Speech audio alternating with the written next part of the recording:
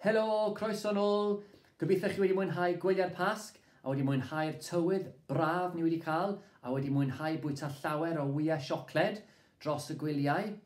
Wel, dyma ni, dydd cyntaf tymor yr haf wedi dod ar ein pennau ni. A gobeithio bod pawb wedi cadw'n iach ac bod pawb yn ddiogel ar ôl y 4 wythnos ni wedi bod i ffwrdd o'r ysgol. Ond i'n meddwl byddai'n syniad neis bob bore dydd Llun fel ein bod ni yn cael rhyw fath o wasanaeth bach. Felly o'n i wedi dewis Chwedlau Aesop, mae stori yma'n hyfryd.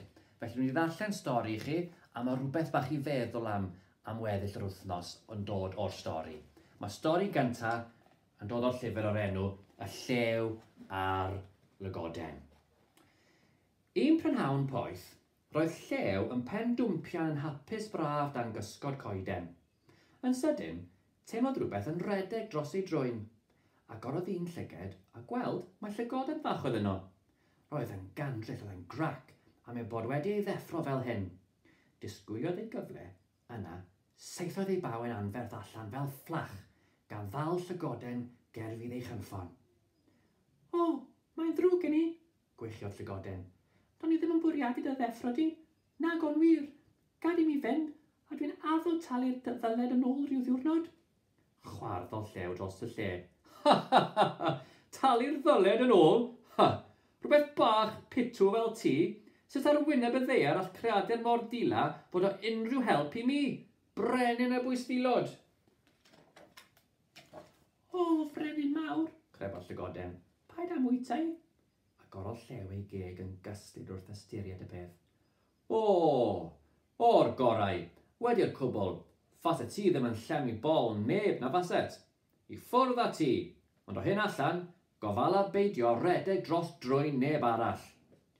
Doedd ddim yn hir iawn cyn i Llygoden a Llew gyfarfod unwaith eto. Fel hyn y digwyddodd pethau. Un fin nos, roedd Llew wedi mynd allan i hela, a cyntau wrthi'n sleifio drwy'r coed yn dilyn haid o zebras. Baglodd dros raff trap heliwr. Yr eiliad nesaf, disgynodd rwyd fawr ar ei ben, nes ei fod yn hollol sownd. Rio dros bob man, ac ei fod yn hynod o gryf, roedd o'n methu'n lan a thori'n rhif. Roedd y goedwi gyfan yn adseinio o sŵn ei rio, fod mae pawb yn ei glywed, ac yn gwybod bod Llew mewn trafferth, wedi cael ei ddal mewn rwyd, mewn net mewn rwyd. Clywodd Llygoden yn rio hefyd. Cofiodd am ei addewid i Llew, ac roedd hon yn Lygoden oedd yn cadw ei addewid. I ffwrdd â hi yn erth ei thraed bach pitw mwyn gweld a allai hi helpu Llew. Cyn bo hir, daeth at y fan lle roedd Llew yn sownd yn y rwyd ac yn dal i regi a rio. Paid â phoeni, meddai Llygoden, fyddai ddim chwynkiad yn dy gael di allan. A dechreuodd gnoi raffau rwyd fesul un, nes o'r diwedd llwyddodd Llew i dorri'n rhif. Dyna ti, meddai Llygoden. Mi ddwedais i buaswn yn talu'r ddyled yn ôl rhyw ddydd yn do.